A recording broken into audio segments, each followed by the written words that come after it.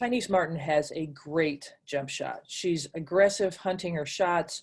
She's great at being shot ready. She can rise up quickly. At 5'11", she can elevate over most defenders and has a really quick release. And we're going to start with examples today of how she spots up for her jump shots. In other words, making herself available to catch and shoot. According to Synergy that tracks how people score, 25% of her scoring actually comes from spotting up. So defenders always need to be concerned about where she is and giving her room, because over the course of her career, she shot 33% from beyond the arc. And in this first play, as West Virginia advances the ball against Texas Tech, defender Chrislyn Carr, who's number 0 on the offside over there, she puts a hand out and leans toward Martin to take away that pass because they don't want her to catch it in transition. So that gives Madison Smith, the point guard, the lane to start driving into the paint where Texas Tech recovers. But then look over number 15, that's Andrea Adams for Texas Tech. She is defending Martin, almost face guarding her, even though the ball is going away from her, because they are very concerned about Martin catching the ball in transition.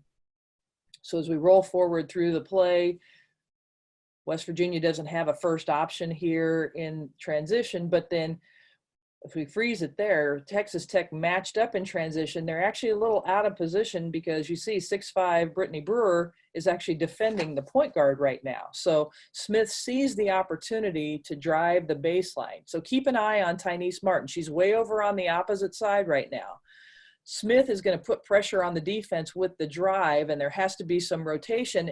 And you see Adams just momentarily turns her back on Martin, and Martin recognizes it and moves into the vision of the point guard. This is a great thing for young players to understand. She doesn't just stand there and wait. She moves so that Smith can see her.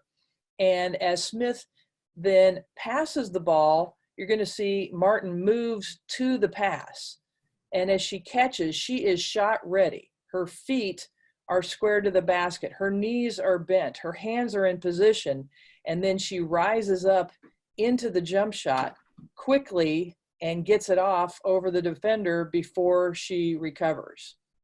And as we roll it back to the place where Madison actually drives in, just keep your eye on Martin as she moves without the ball to be available for the shot. And why is all this important? Because whether you're a middle school player advancing to high school, or high school advancing to college, or college advancing to the WNBA, you're going to go against faster, taller, more athletic, smarter defenders, and there's not as much time to get the shot off. So you have to be ready for the shot and have to make yourself available. And Tynice Martin is really good at doing just that.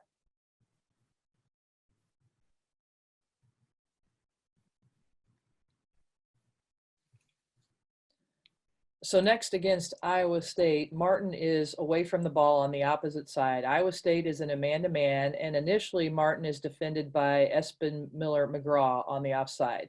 So West Virginia is going to run a pick and roll here on the ball side between Gondrzek and Ejiofor. And then watch how number 4 for West Virginia, Lucky Rudd, she cuts away to the offside. And Ray Johnson, number 4 for Iowa State, is on her. And here's what Tynice Martin is really going to take advantage of. Iowa State switches on this screen by Rudd, and Martin is going to recognize that her defender is now Johnson, and she moves into the vision of Gondrzek. And here's where she's going to show off her WNBA range. She spots up from well beyond the women's and men's three-point arc. Again, she catches, feet ready, shot ready, and ready to catch and shoot the ball.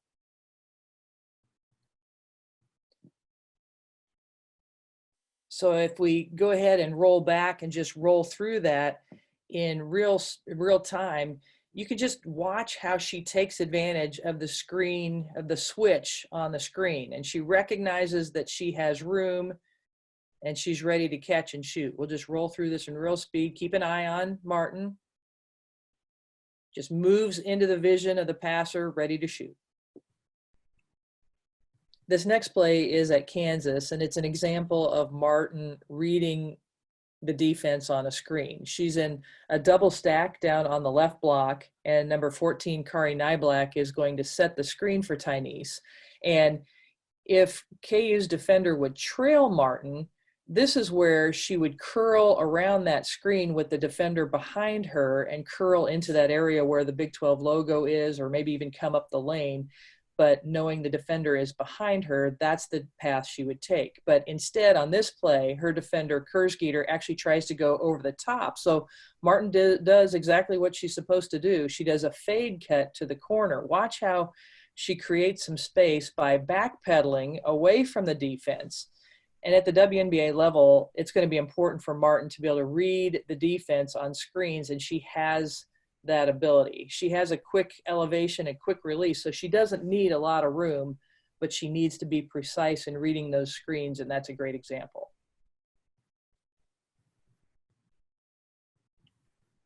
You know, as you go back, just watch how she just does that little jab step and back to create herself some room.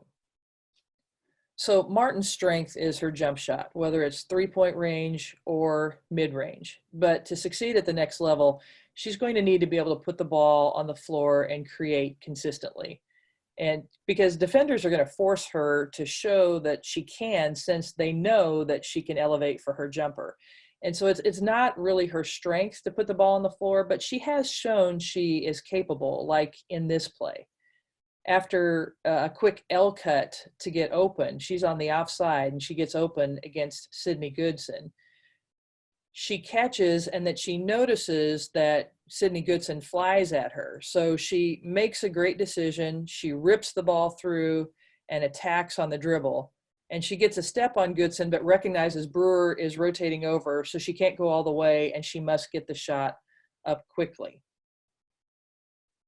So as we look at the replay and really slow it down, she immediately recognizes the defense. That's Sydney Goodson, has her hands up. She's standing upright, and that's the cue that the drive is available. And she's just going to rip through the ball here to get that quick burst past Goodson. It's a great, strong rip through, and she's able to get that quick dribble to explode. And then as the wing defender over there digs in, she has to pick up her dribble to protect it, and then she powers through. And as I mentioned, Brewer's on the backside, so she has to get the shot up quickly as she goes past Goodson.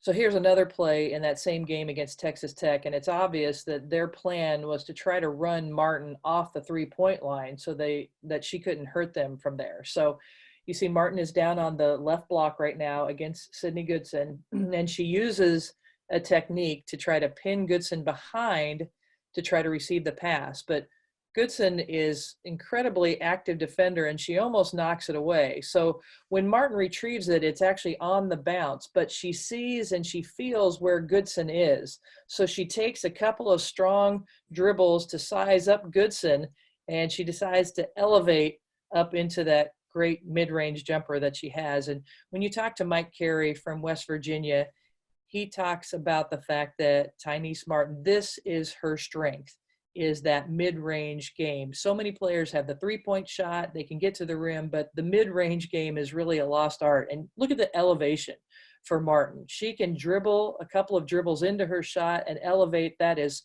so tough to defend at any level.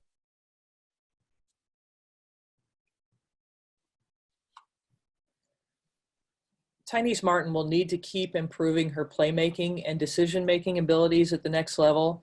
So here's a good look at a wing ball screen where she uses the ball screen to create some space for a mid-range jumper. So first, she uses her body to get open to shield Vivian Gray and gives a good target hand.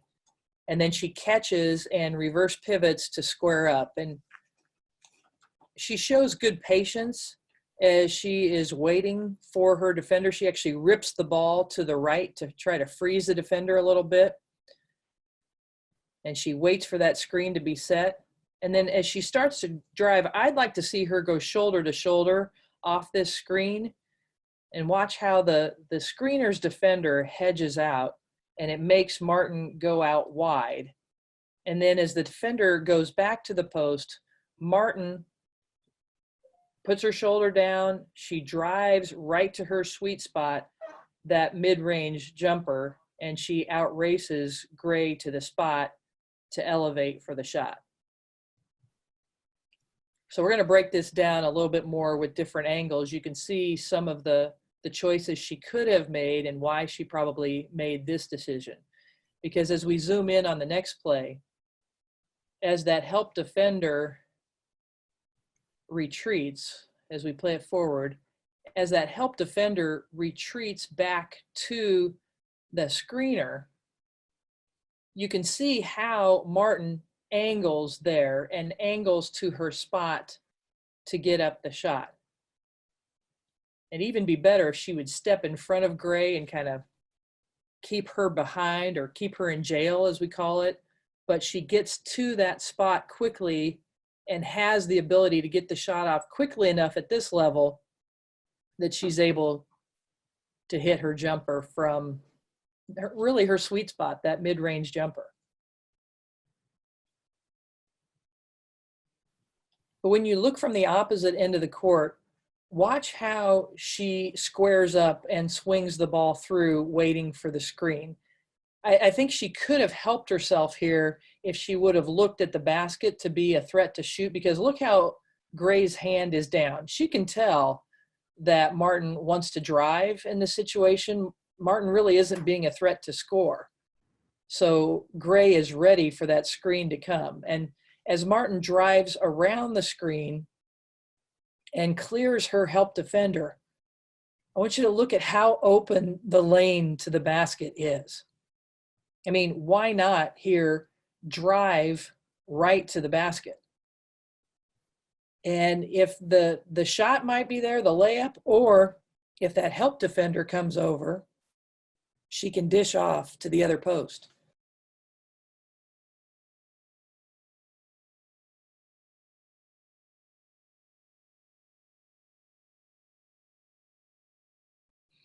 And if we look from the baseline view, you can really see how she's not looking at the basket, and she's such a threat to score this shot. So that would help her in this situation, to just be a threat, make the defense think she might possibly raise up for a jumper here. But she's waiting for the screen, and if she comes around again, look here, you can see how wide open this lane is. And if she would drive and number 25 Winchester would help over or slide over and help, she could dump off to Nyblack on the offside. But instead she goes for the mid-range jumper. And you know, in the WNBA there may be a 6'7" or 6'8" shot blocker back there. It's a good thing that Martin has this go-to that she can pull up for the mid-range, but there are still some decisions that I think she has the ability to improve as she gets ready for the next level.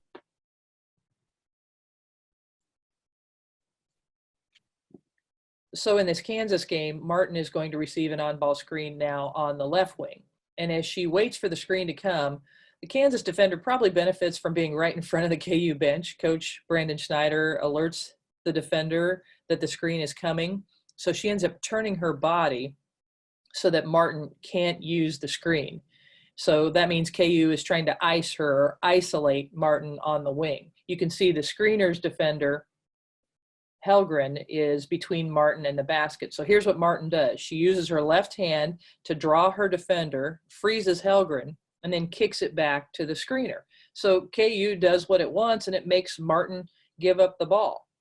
But Martin sees an open block and a straight line cut to the basket. So she is able to shake her defender, who is all over her at this point. You can see Brandon Schneider saying, deny, deny, don't let her get it back. And so Martin recognizes and makes a great backdoor cut and scores, reads the situation perfectly. So we've talked about Martin's ability to spot up for a shot or come off a screen, either away from the ball or with an on-ball screen. But for success in the WNBA, you must be able to create your own shot. And Tynice Martin has one of the best jab steps in the game. that allows her to do just that. She averaged over 15 points per game over her 4-year career at West Virginia. She is a proven scorer. So in this play at Oklahoma State, Martin starts on the right block, and she's going to set a diagonal screen for her teammate to dive to the block. And then after she screens, she steps out for the pass.